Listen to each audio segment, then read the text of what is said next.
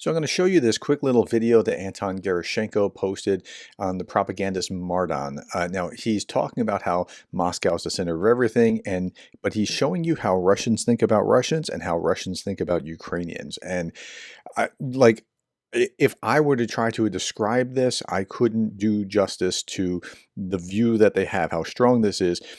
But if you hear their words, you'll see it differently. So let's look at this. I'll just read this as we go along.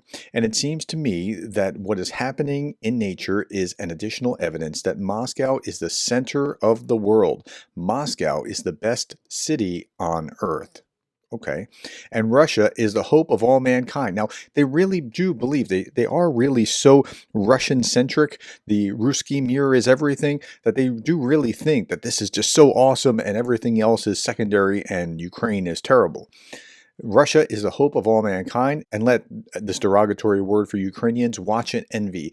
Ukrainians, they say, are already going to freeze at the end of this week. I don't know whether this is true or not, but he's not shedding any tears about Ukrainians freezing because the Russians have been bombing their energy infrastructure that is going to put them in the cold during a very hard winter. He's gleeful about that, actually.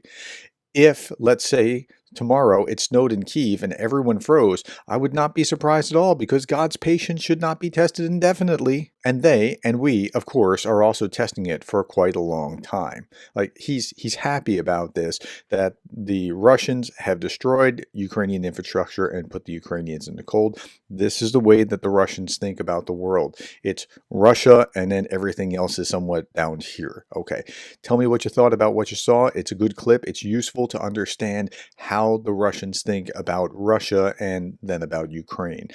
They tend to think of Ukrainians not just as other, but something significantly less than what they are. All right, my friends, that's all that I have. Thank you for the time, the likes, the shares, the subscribes, and thank you for being the kind of person that cares about Ukraine.